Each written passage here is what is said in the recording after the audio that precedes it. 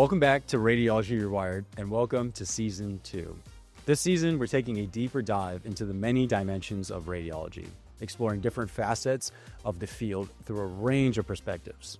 But we're also widening the lens beyond radiology itself, bringing in voices from across the healthcare ecosystem, from C-suite to physicists, surgeons, even legal experts, to unpack how AI is rewiring healthcare from every angle.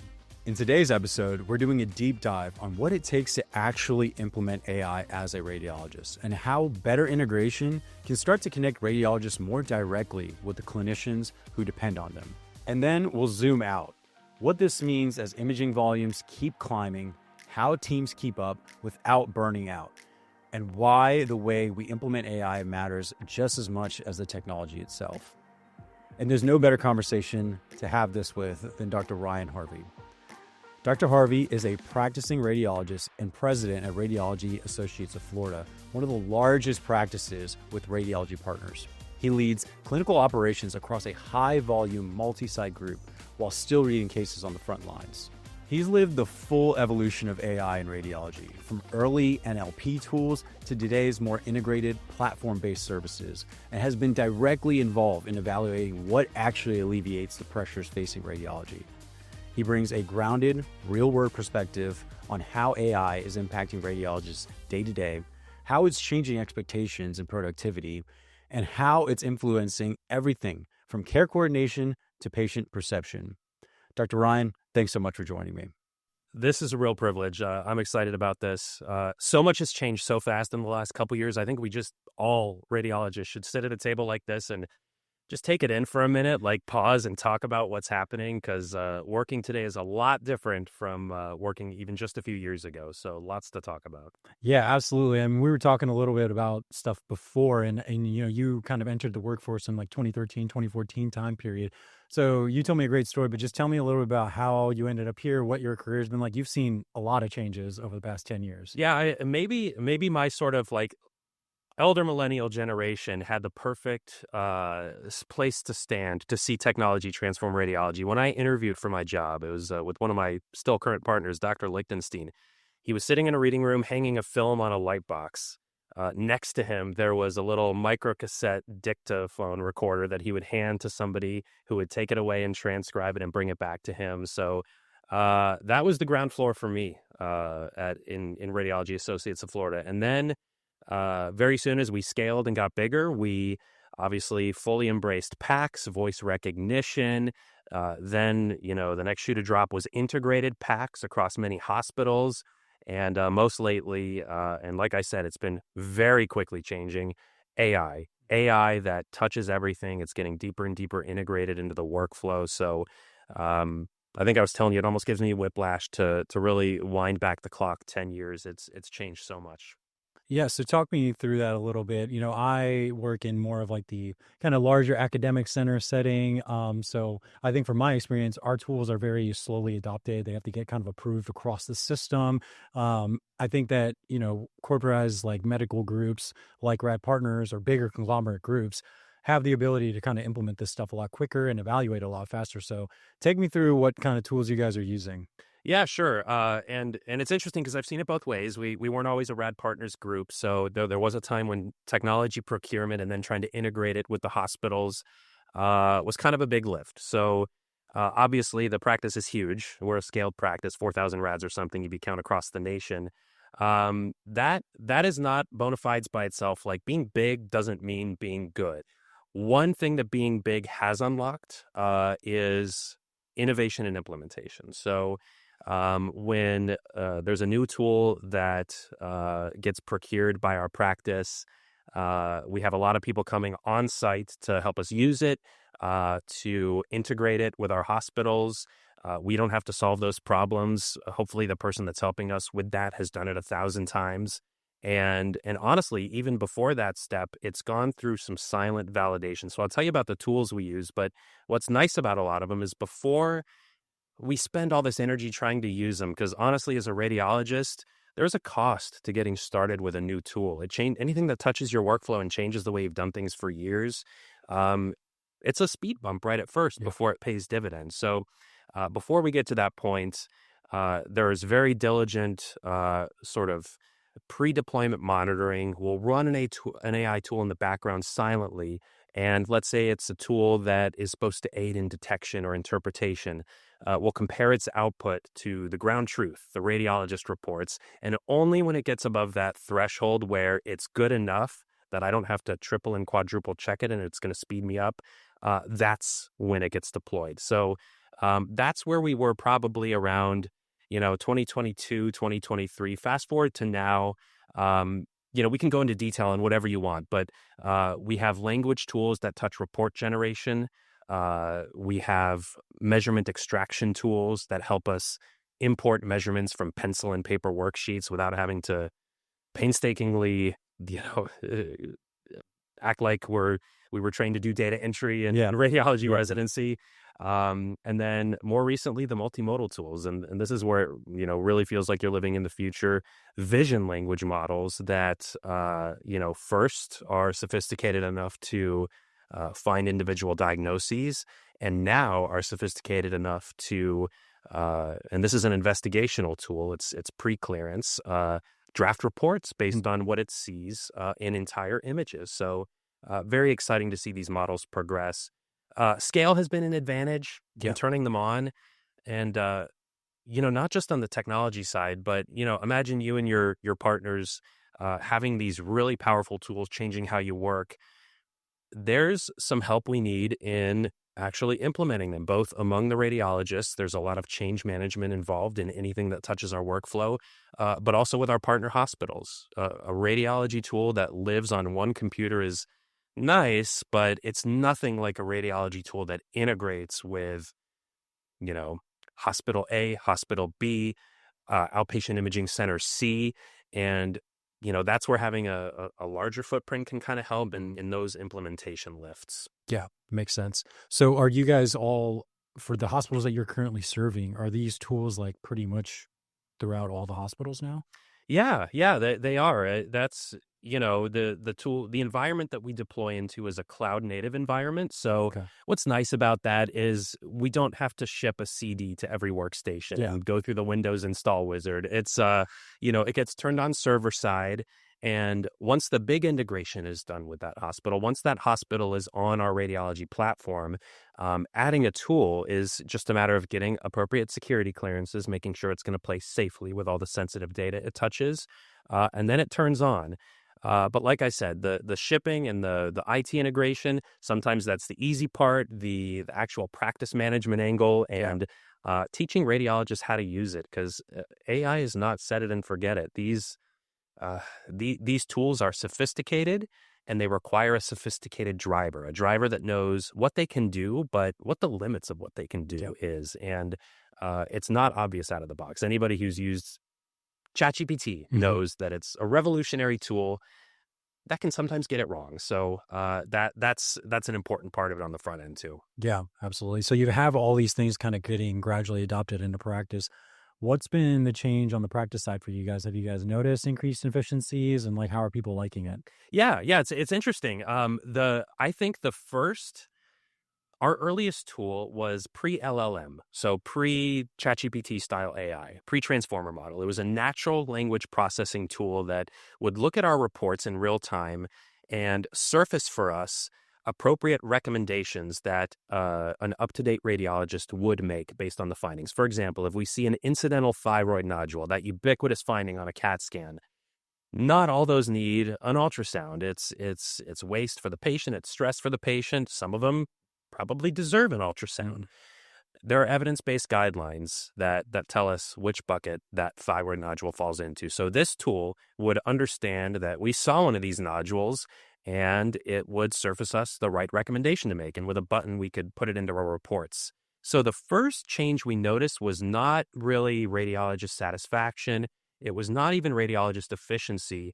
It was what was previously an unmeasurable quality metric. Are we practicing evidence-based medicine? So it was really a value add for the patient and our hospital partners. Now, more recently, we've gotten to, for a radiologist, the good stuff, the stuff that touches our work.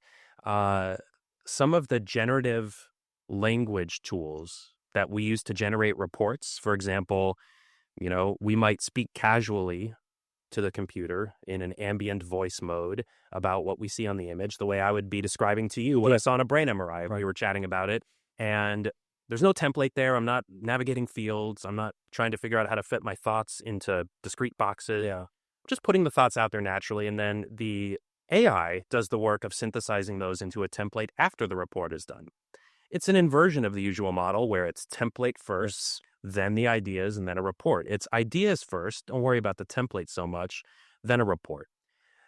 That's a kind of tool that on the margin improved efficiency, but the real gain was satisfaction and felt stress at the workstation. Yeah. So especially when we started at first with just the impressions, we measured maybe a marginal efficiency increase, but the real win was radiologists just felt like 2 hours of work was not as stressful as it was yesterday. So that's a huge win. And to me, I don't know how you want to define productivity. I think the classic definition is how many patients is a radiologist taking care of in an hour? Yeah.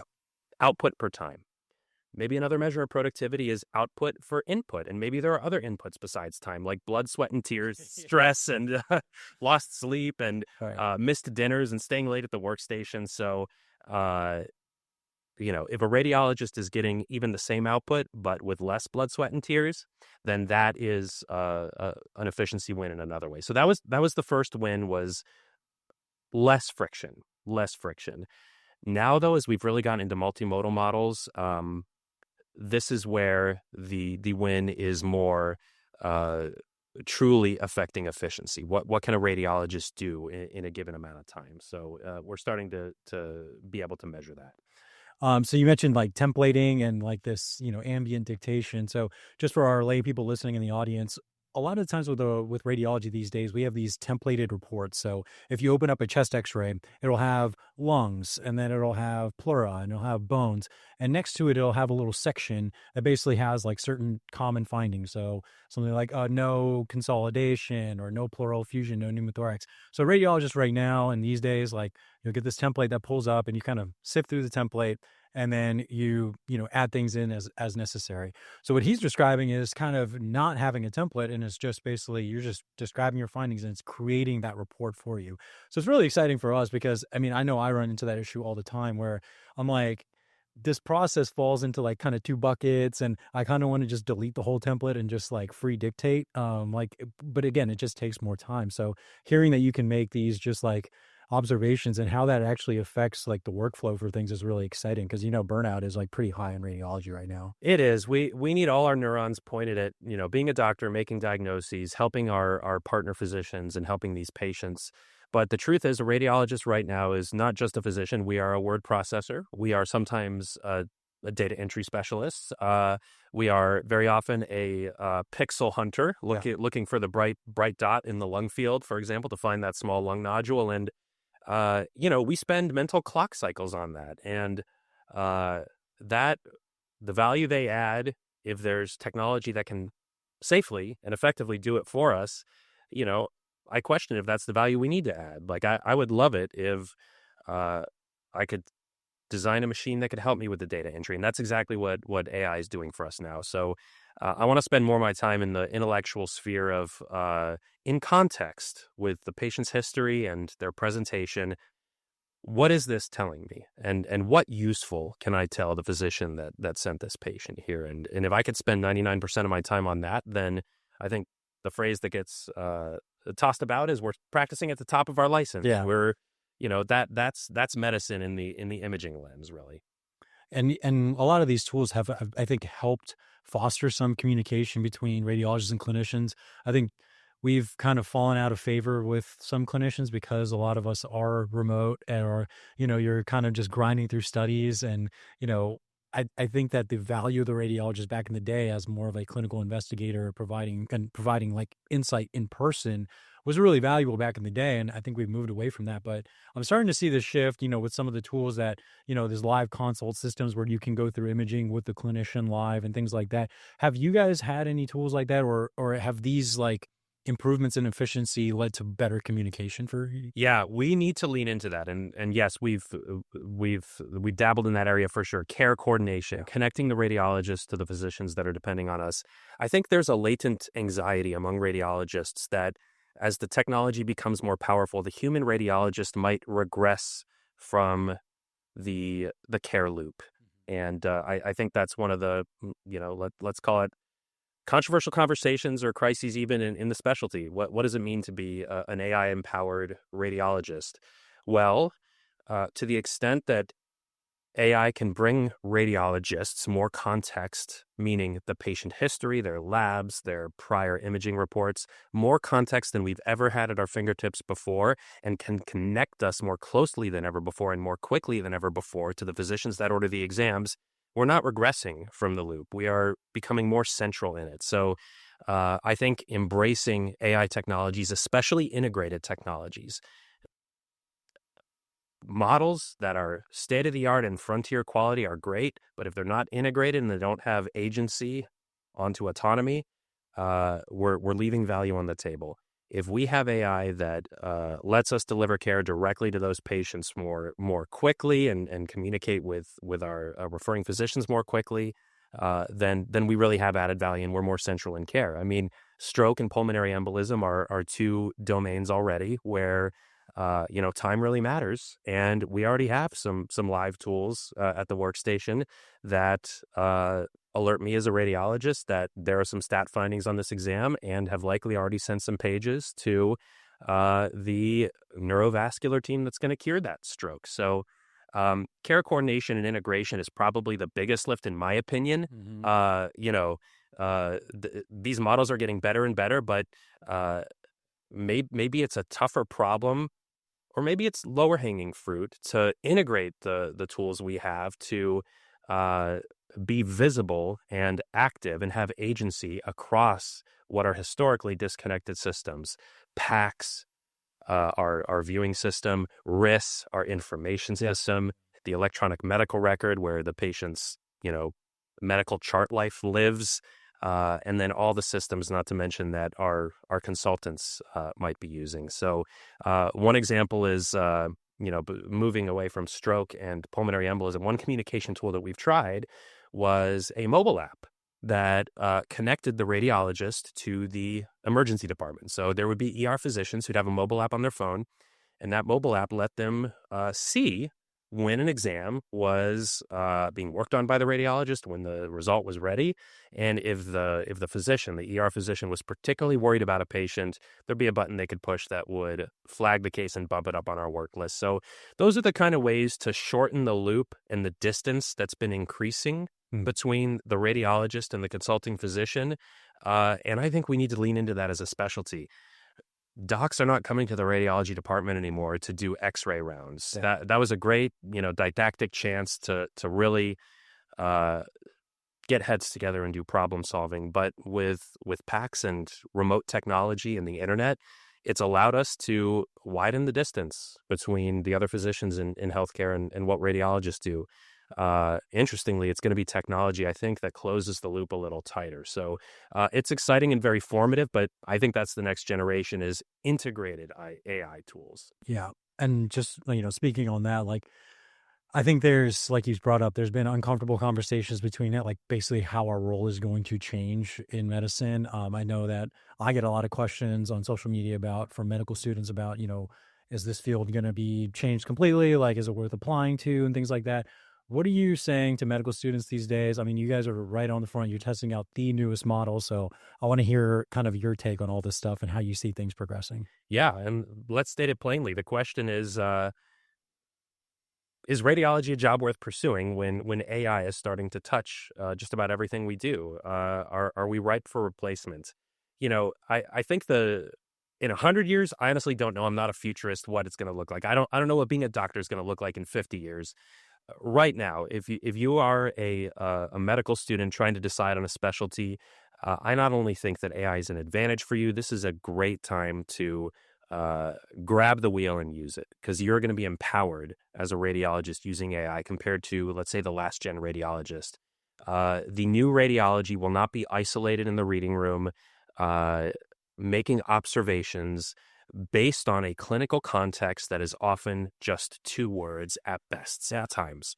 The empowered radiologist with AI tools will hopefully be wielding a system that is essentially a central brain with a rich knowledge layer of that patient's entire clinical context, with the friction sanded down. So they're using their medical expertise to take care of that patient.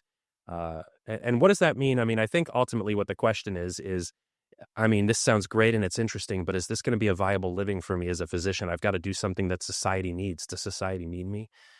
Yeah, more than ever. A radiologist that brings more than just an accounting of the pixels on the screen, an information specialist, a diagnostic specialist, that is a high value physician. So I myself am excited about it. I try to build excitement in, medical students, residents who visit us for interviews.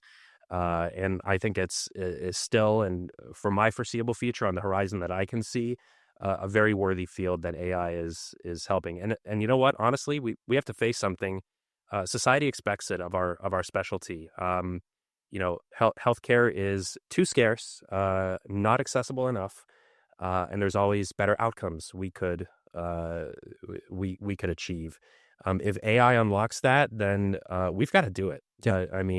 We need to add more value in healthcare, and I think AI is the unlock that we're waiting for to do that.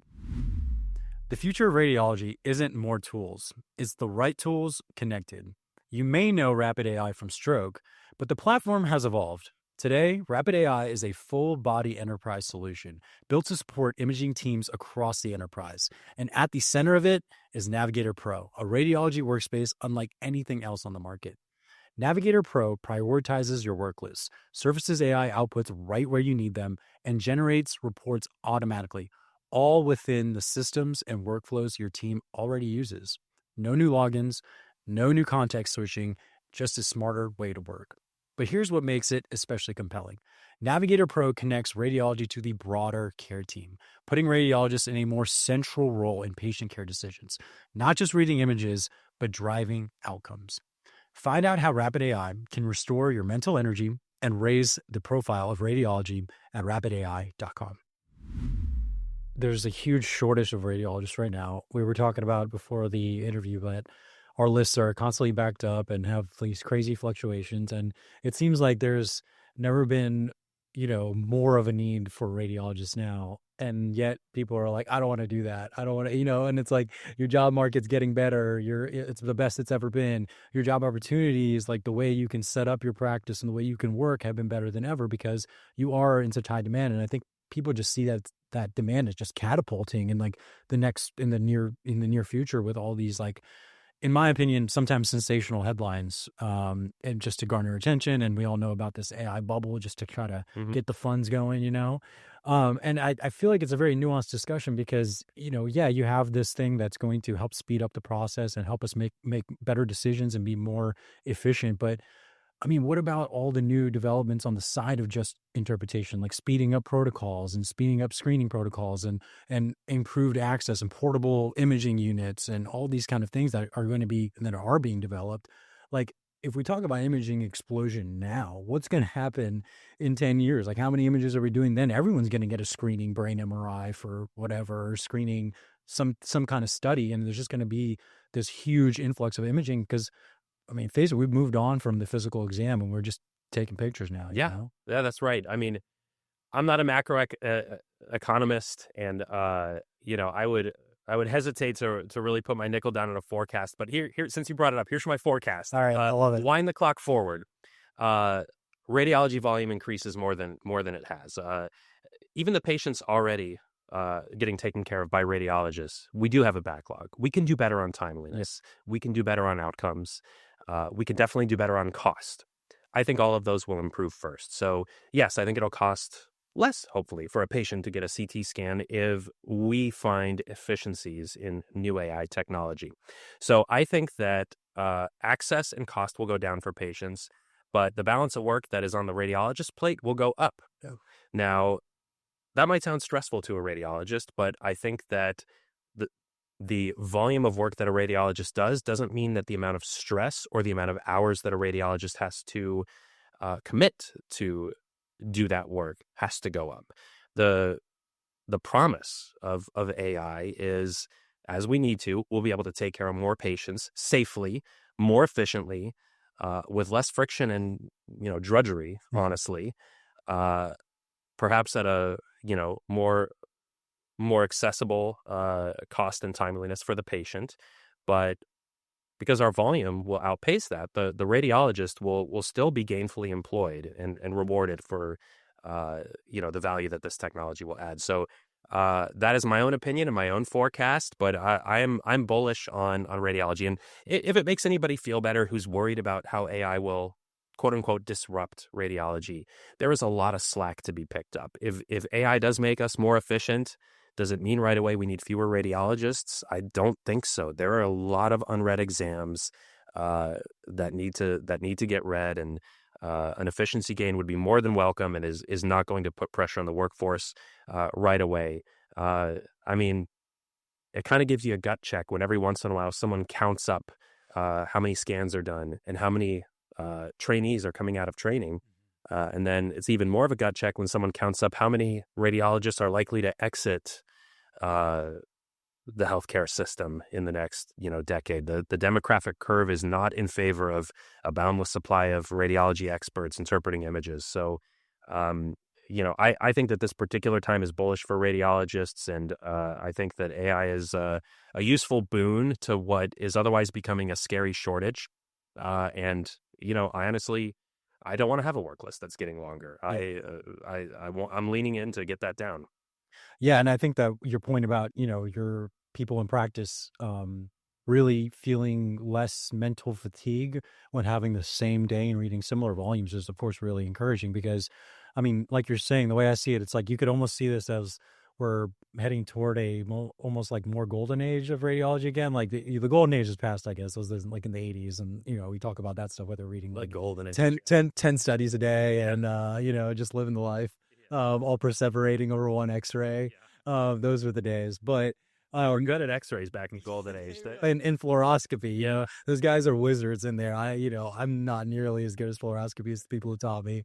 But I think a lot of it, nowadays the workflow is completely different. You're just churning through exams, trying to read as much as possible. Like you're saying, lists are backed up. And so it just compounds on itself. So like, just, for all you guys like who don't have this experience of sitting there in the reading room, love my job and everything, but there are times when the work really does compound in the sense that your ER list is blowing up because you had a bunch of traumas and a few different ERs that you're covering, because it's not just one these days. It's like 8 ERs and a couple urgent cares and 2 outpatient imaging centers that were just opened up in the past year because, again, imaging volume and imaging demand continues to skyrocket. So you have this list that should be your main priority, finishing those stat lists. But then because you've been spending your whole day reading ER exams, people are getting scanned 24/7 now. So outpatient scans are getting done, really complex follow-ups that are just sitting on your list. And so they start to build up when you're just focused on trying to clean up the emergency stuff. So yeah, I think if we're able to use this to make our reporting more efficient, reduce turnaround times, and get the list more compressed, I mean, I think everybody's going to be happier in the long run. Yeah, and what specialty is more ripe for sanding down some friction than radiology? Radiology, compare us to internists rounding on the floor, and I really value the work they do. I think it's hard work. It's very intellectually demanding. The radiology loop is every 30 seconds or every 2 minutes, depending on what you're reading, every 10 minutes. You close one exam and the next one is served up for you. We are continually producing, and unless we engineer in for ourselves breaks, it is just by its nature mentally fatiguing. And the 100th CT on the list needs as sharp an eye as the first CT on the list. Every image on every 1,000 image exam could have a life-changing diagnosis on it. So, we owe it to our patients to be maximally attentive, minimally fatigued, and that has challenges with a workflow that is really piecework that repeats every couple minutes. Right. So if we have a tool that shaves 10 seconds off of our loop of interpreting and diagnosing an image, that might sound mundane on paper, but it's multiplied times doing that for however many times it takes in an 8-hour shift, for example. Huge dividend. Yeah. Even if we don't see a measurable efficiency increase in the traditional productivity metric, say RVUs in a shift or exams in a shift, which we do. But even if you took that off the table, the gains of lowering friction, increasing alertness, increasing satisfaction, decreasing burnout, that might be harder to measure, but from where I sit, just as important. Yes. So, yeah, I mean, we're the perfect use case as a field for micro efficiencies that can multiply. Some of the AI technology is more than micro efficiencies. It's enhancing us in much larger and more profound ways. But yeah, we are ripe for AI enhancement as a specialty, in my opinion. Yeah, and I think that, especially when talking to people in clinical medicine, like I think AI in clinical medicine, like the greater field of healthcare, is I don't want to say new, but it's becoming way more rampant in the past year or so, right? Like now you have all these EMR companies doing their own algorithms internally, and those are getting immediately integrated and adopted on a large scale because they already exist. So I think we had that experience except like 8 years earlier, right? Like all the steps or all the issues that they're running into or all the realizations that they're having about, oh, this doesn't do what we want it to do, or this is not useful to the clinician at all, or it doesn't work into their workflow. I think they're having these same conversations and discussions as we do. We're just like 5 years ahead. So I tell medical students all this time, like radiology has, had the AI come up for 10, 15 years now. I think it's going to continue to progress, but these other fields are also experiencing the same thing. So it's not that, clinical medicine is an algorithm, but there are algorithmic processes in clinical medicine that can also be made way more efficient by AI. And who's to say you're not going to have a change in the market there, Yeah. I mean, I think it's reasonable it's not an extrapolation. It's just an observation. The AI disruption, if you want to call it that, is not unique to radiology. It's not even unique to medicine. I mean, I think it's going to touch and has already touched any knowledge work and, increasingly and controversially, art work in society. So, AI is going to transform society in a lot of ways. But what you described, to bring it back down to the hospital, AI tools being integrated into everything that's on a computer, EMRs, PACS, to me, that's a call for what I think we're starting to observe. The next wave of AI is integrating AI so it's not 20 different widgets. Yes. And I think right now what it is there's a separate chat model built into every app, from the EMR to the food ordering app on my phone, for example, wants to have an AI agent telling me, what I might like to order next. What we don't want is the radiology interface and the physician interface to be like the space shuttle, where you have 20 different lights blinking at you and 50 different levers to pull. It'd be nice if it was just one steering wheel, one system that you could get your hands around. It would serve you the right information when you need it. It could flag you the acute findings when it finds them.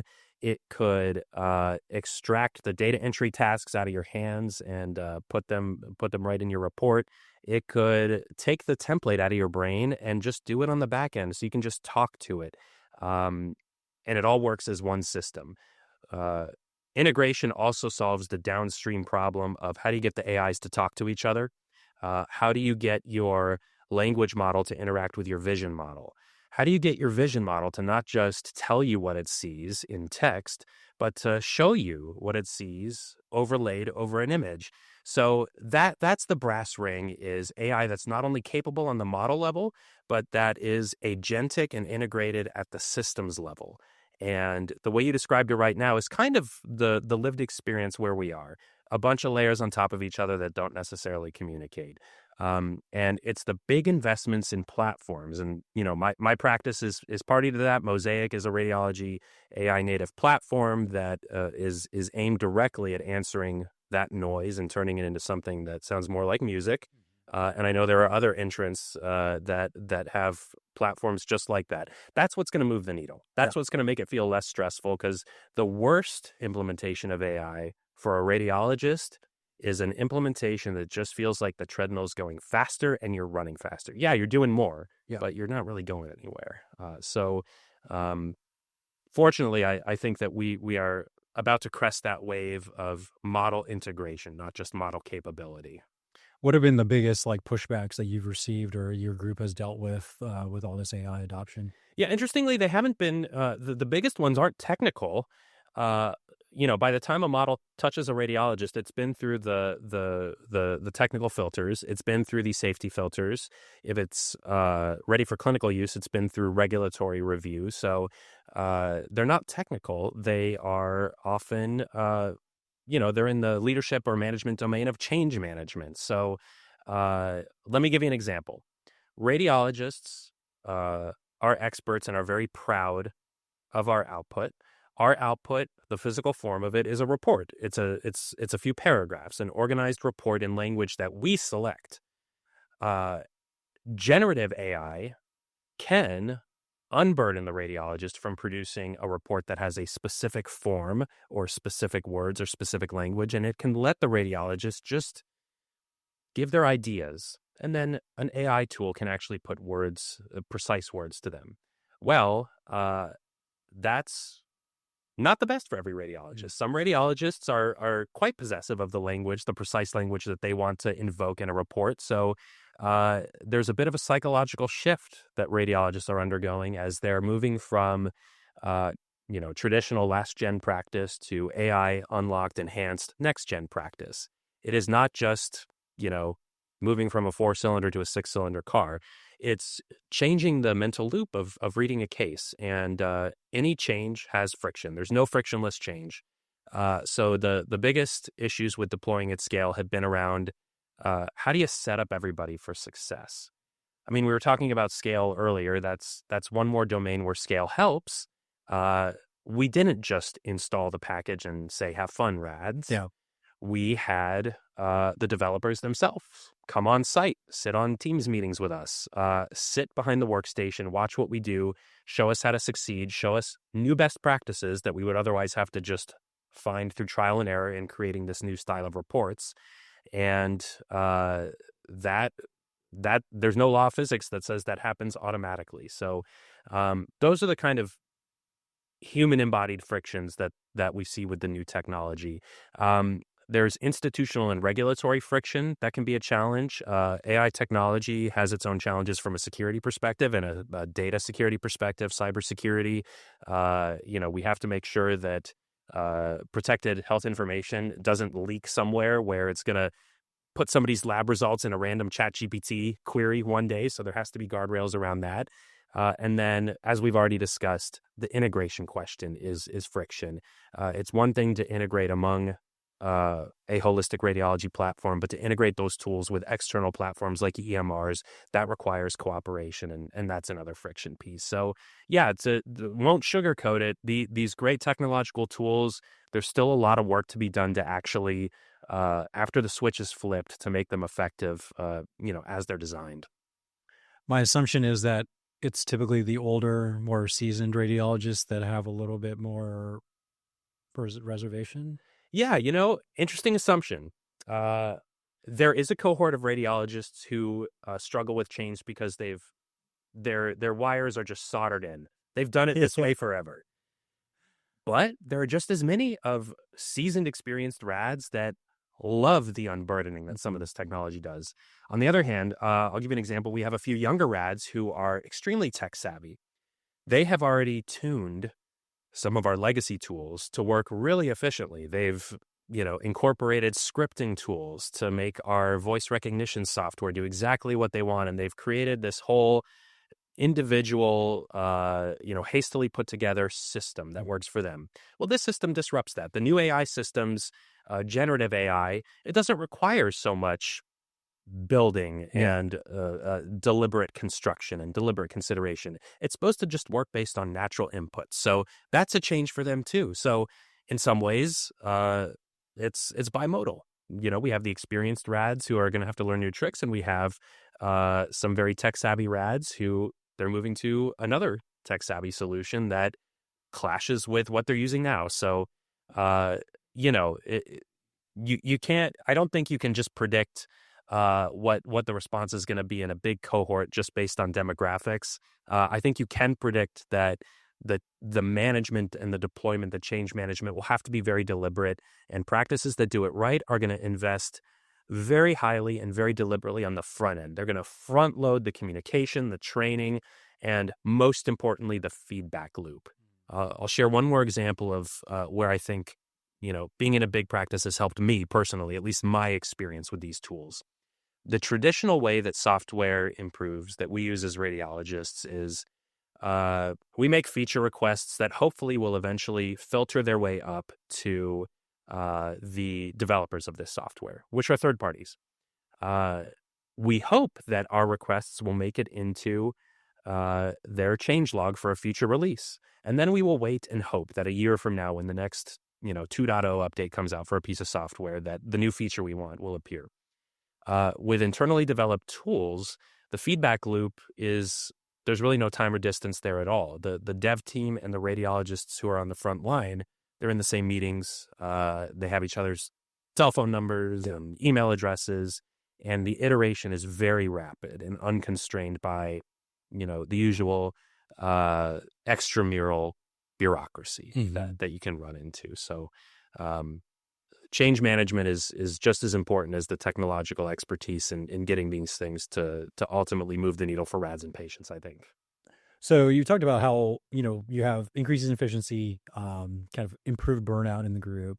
How has that, in a very competitive recruiting environment, has that incentivized people to join the group? Because we ask now in job interviews, or, I haven't done one in a while, but everyone I know is asking what AI tools are you using? And everyone wants to know, just like you used to ask what kind of packs you're using, because you use it every day. It's going to change your job. It's going to change your burnout rate and stuff like that. So have you noticed any difference in the recruiting? And is this something that's coming up a lot with potential candidates? Yeah, for sure. Of course, everybody wants to know about your tech stack. And what is very frontier technology, emergent technology, piques a lot of interest. It is a differentiator, I think, if you're a practice that it has leaned in and has a set of capable tools that work well together and are well integrated. I think that's a great sales point. But I'm going to give you a very honest answer. I think right now at this stage, it's icing on the cake, and really the differentiators are still the cake itself. Yeah. And the cake itself for recruits, I think, is where am I going to live? Is my work meaningful? How enjoyable is my work? How stressful is it? And given those inputs, is the compensation fair for that equation? Does it balance for me? Now, the AI on top of that can be a tiebreaker. But here, right now in 2026, I think the needle is moving to where AI will kind of become the cake. So the platform-based integrated AI will change how satisfying it is to be a radiologist and work at the workstation. It will change how stressful it is to be at work. It will change the kind of compensation that a radiologist can accrue. And that's where I think it won't just be icing. It'll kind of be table stakes where, new radiologists who will increasingly be exposed to, I hope, AI in training in a judicious way that still builds a strong foundation in radiology for them. I hope they'll have awareness of the AI tools that are out there and an expectation that they'll be close to the state of the art in their ultimate practice. So I think we're not quite there where the AI deployment is a deal breaker yet. Yeah. I think we're pretty close to it, though. Yeah, makes sense.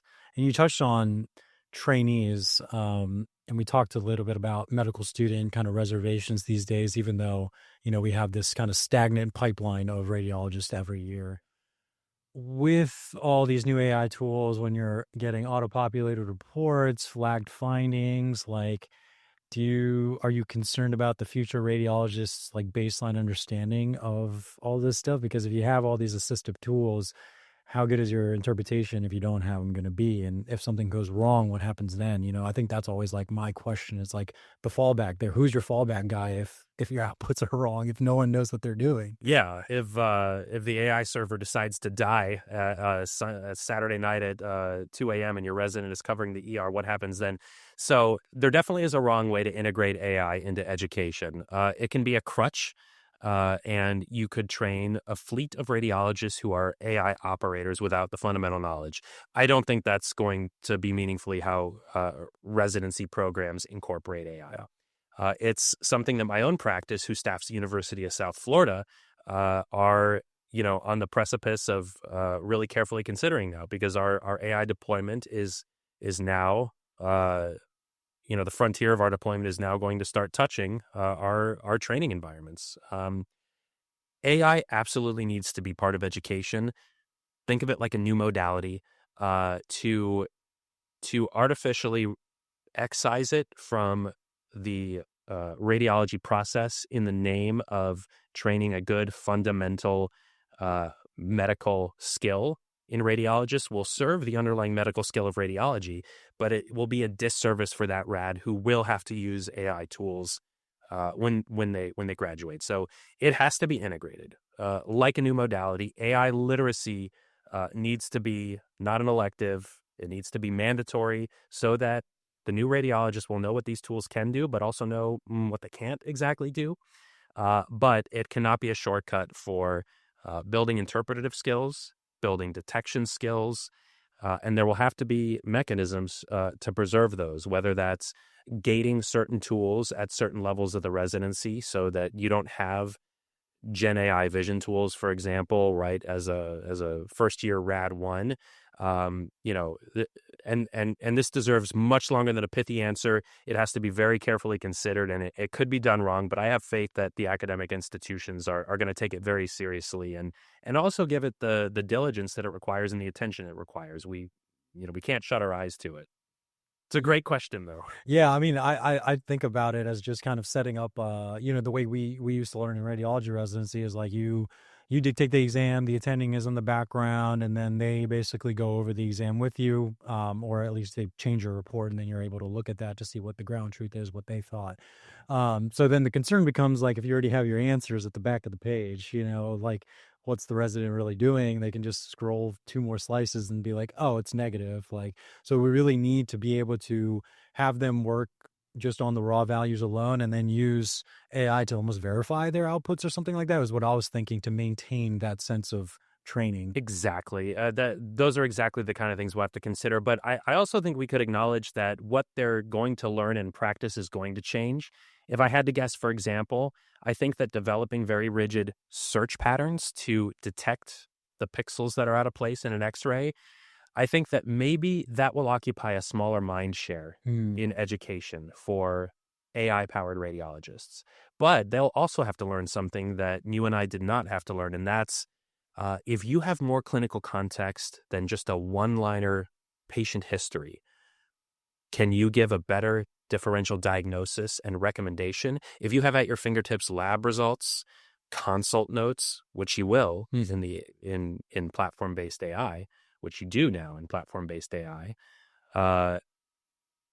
there's probably a call for you to use a higher order of, intellectual processing and diagnosis to render a more meaningful diagnosis. So maybe search gets less important and integration and analysis becomes more important. It's a skill we used, but we were constrained by the silos that the information lives in. If AI can only do one thing, I hope it's information integration. That's a great low-hanging fruit that residents will benefit from. So what I'm hearing is almost that we're going to be doing our own clinical correlation finally. Yeah, no cop-outs anymore. Yeah. Correlate clinically. Yeah. All your intern Look in the mirror and start like, look, you have all the information.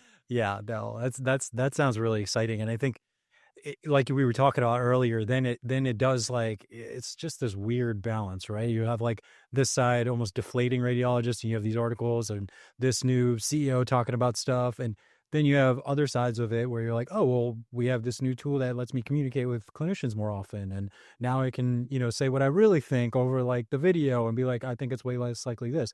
And then you think about, yeah, like you're saying, bringing in really pertinent information from the EMR, incorporating that to your impression. So maybe the resident, like for all you guys listening who go into radiology residency, you're less concerned about like the Fleischner criteria, like the Fleischner guidelines and the glossary and how to, what qualifies as tree and bod nodulae. That's all going to be done for you. And yes, you have to recognize that stuff, but you're not sitting there dictating those findings yourself.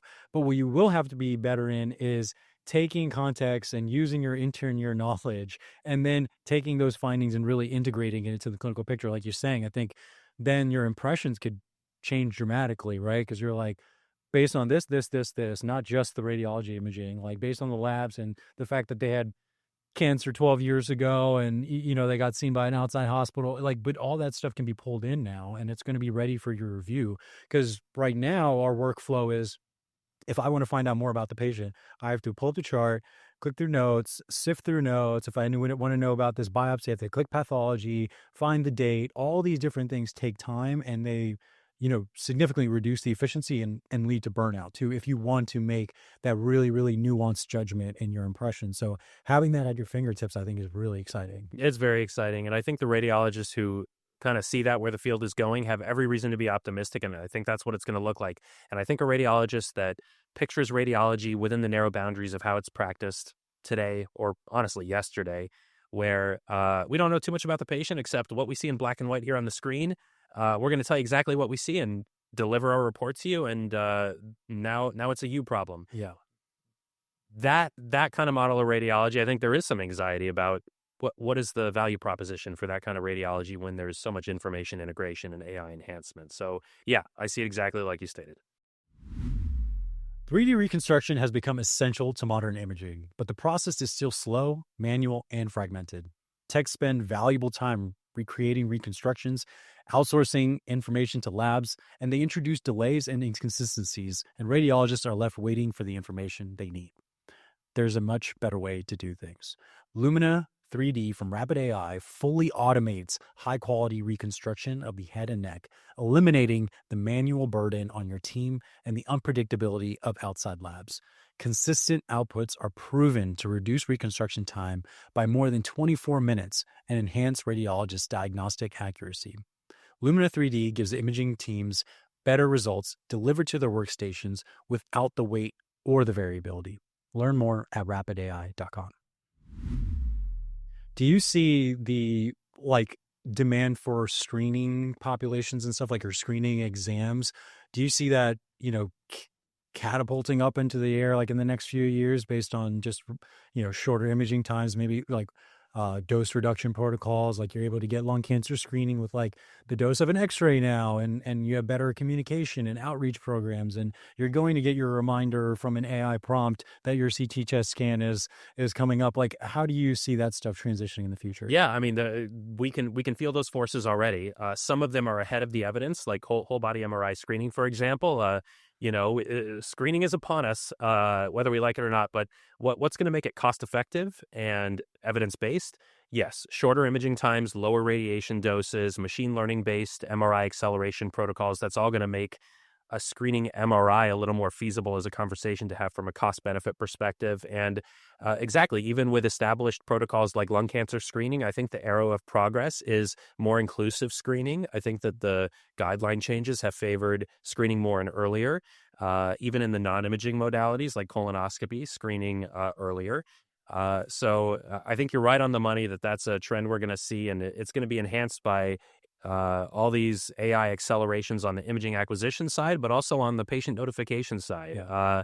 The biggest barrier to lung cancer screening right now is not that there aren't enough patients that meet the criteria. It's that for some reason, with the guidelines we have, we're still missing most of the population to get inbound them into a screening program. So, it's coming our way. And by the way, do you want to be in a radiology world where screening volumes are quadrupled and we don't have AI wind at our back to give the patients the quality they deserve with this increased volume? So this is all going to be a necessity for us. Yeah, I just see it as all like kind of shifting toward just so much more reliance on imaging for everything. And obviously you have your AI that's going to help in interpretation, but I think the volumes are just going to continue to skyrocket for us. And I mean, I think it's up to this technology to help us bridge that gap, and really up to us to adopt it and use it properly. Yeah, when we have our meetings looking at our volumes, I always say, there are more patients out there that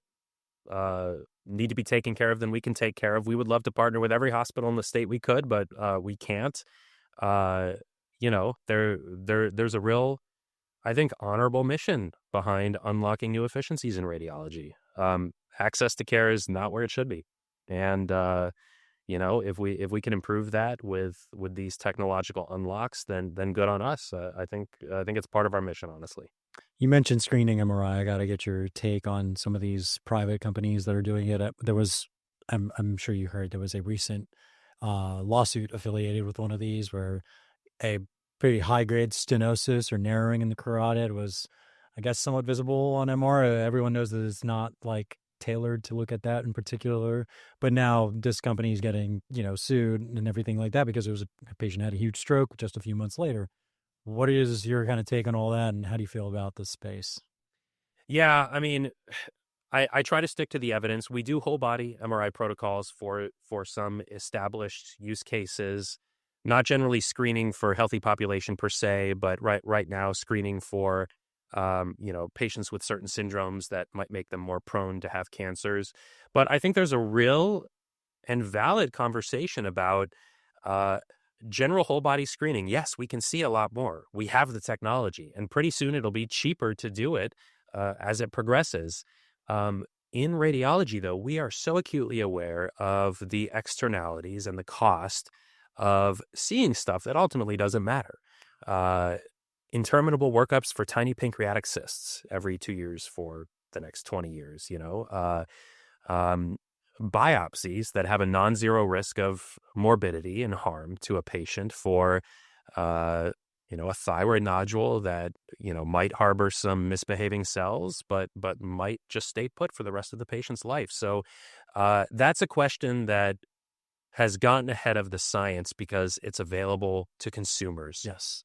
And maybe that is a call to more rigorously, examine screening use cases and revisiting the cost benefit calculations as the product we provide is higher value and more accessible for patients. So, that is not a service line that my particular local practice has leaned into, but around my larger national practice, I know that varies a little bit from site to site. What about you? Have you guys done any walk-in screening MR? No, we have not. We have not touched anything close to that. A lot of our more screening proliferative processes have been mobile MRIs or mobile mammography units going to like more underserved areas in the state because again, it's an academic institution. I think their main mission goal is to A, expand, and B, maintain somewhat of a margin, and then C, try to get the outreach going. And so that's kind of where we've been targeting things on our end. And that's a safe space. I mean, that is more than supported in the literature. And that, yes, it's screening, but I almost think we need a different word for the healthy population screening that doesn't really have a long track of evidence. There are anecdotal cases for whole body MRI screening. Oh yeah, my dad found a renal cancer that, who knows what would have happened 10 years later. True.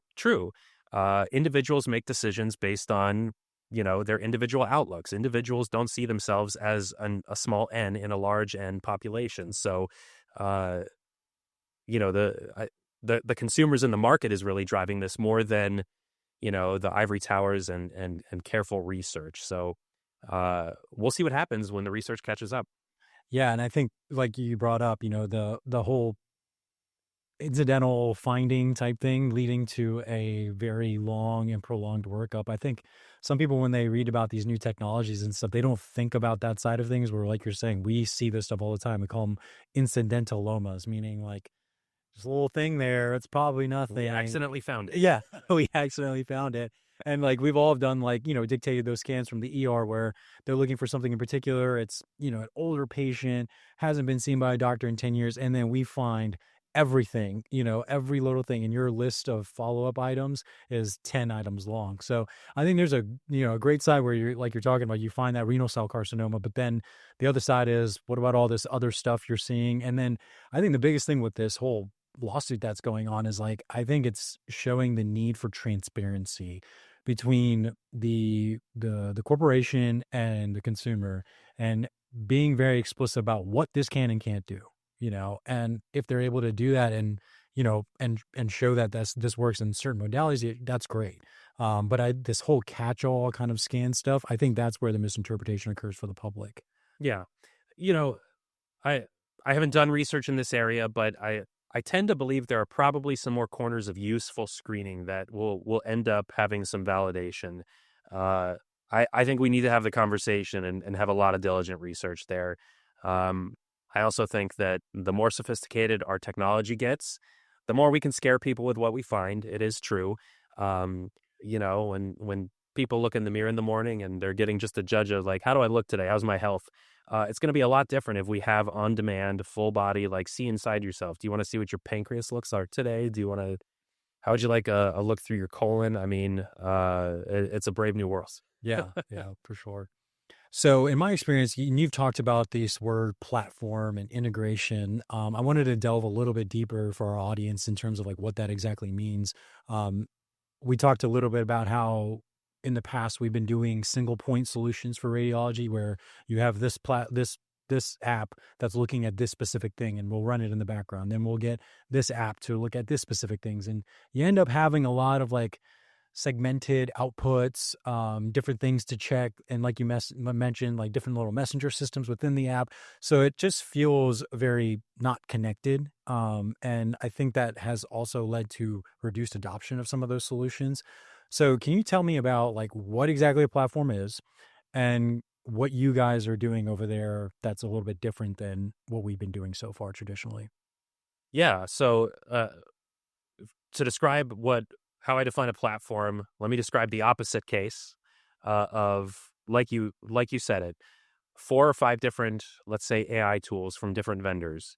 They each flag a finding or give an output, and they just kind of dump it in the radiologist's face or screen. And then it's up to the radiologist to integrate all that and to figure out what to do with it.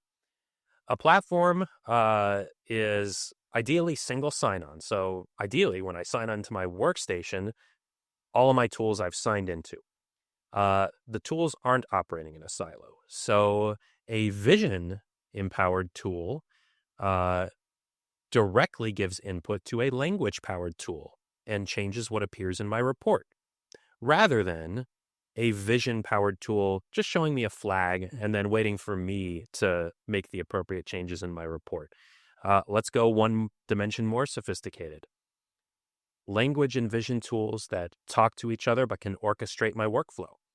It sees a finding, it drafts it in my report, and before I've even opened it, it elevates the case on my work list because it's an acute finding that needs my attention right away.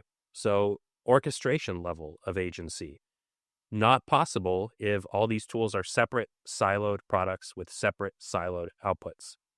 One tool that does multiple things, one platform of many integrated tools that do multiple things, but work in unison. Let's expand it even further beyond radiology. A platform can cross the specialty boundaries to where its value doesn't just accrue within the walls of the reading room. It alerts the clinical physicians of the finding immediately through their tools, which are part of this platform that institutions might invest in. So a platform really harmonizes what is otherwise a bunch of nifty tools that just require someone else to put the puzzle pieces together. Right. So it's unified, it's integrated, and honestly, it's worth considering as a whole separate axis of AI sophistication along with model capability. The intuitive axis, where we look at AI capability, is how good is the model? How accurate is it in finding the head bleed? Can it play with words, or can it also interpret images? Is it multimodal? But the second axis to review a tool or a suite of tools or a platform is how integrated they are in the system. Are they just giving flags? Are they feeding into your report and your viewer tool? Are they communicating, providing some care coordination with pulmonologists and neurosurgeons and the ER physicians? And is there enough agency in the AI platform to put all those pieces together, taking what should otherwise be a rote integrative process out of the hands of the radiologist, so the radiologist can stick to practicing medicine and not, coordinating all the pieces. Radiologists should be integrators, not coordinators. The coordination should happen within the platform. So that's a long answer to say it's not a bunch of bolted on add-ons to a piece of legacy software. It's software purpose built to do all this stuff from the ground up. No, that's a great explanation. You can tell why that really moves the needle for radiologists, because you don't want to be like the mental task that it takes to take this output, populate it, integrate all that stuff. It adds a lot of friction, like you're saying, and having that stuff all integrated and kind of synthesized for you, I think, is a huge reduction in friction for your outputs. So we've talked a little bit about all these different programs that people are using and the new vendors and stuff like that. How do you guys go about ensuring that you can trust the outputs from any given vendor? And what are the relationships like with the vendors? Yeah, trust is the key. If a generative tool is going to make a radiologist more efficient and decrease their headache, not increase it, they have to trust it. If they have to triple check everything, every piece of output that a tool is giving you, it's basically giving the radiologist two exams to interpret in one: the actual image and then the AI output.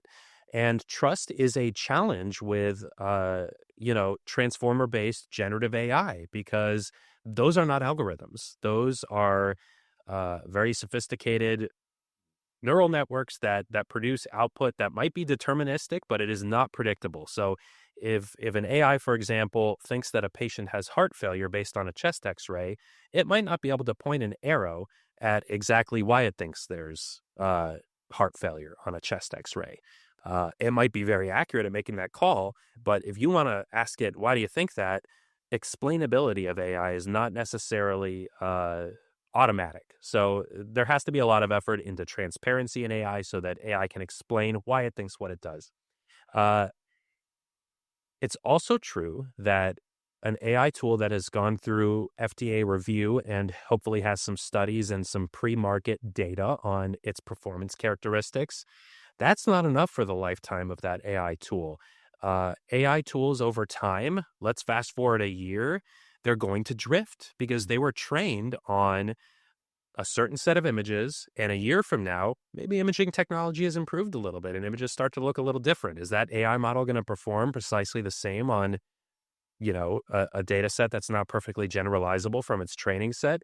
It's a fact right now that these large models are trained once with billions of dollars of expense, and then they're kind of frozen. You can change what they do by giving them clever engineering system prompts, but you cannot change the model itself without retraining it from scratch, at least the way I understand current large language and large vision models. So post-clearance surveillance is supremely important. There must be, in radiology at large, and hopefully in every radiology practice that trusts AI models, some post-implementation surveillance, periodically check its outputs against ground truth, have ideally committees and radiologists that are looking at this, and be willing to throw a kill switch if something drifts too far. I mean, patients are going to expect us to do that. So fortunately, many vendors do this. They do post-market surveillance. They're usually required by the FDA to do some post-market evaluation.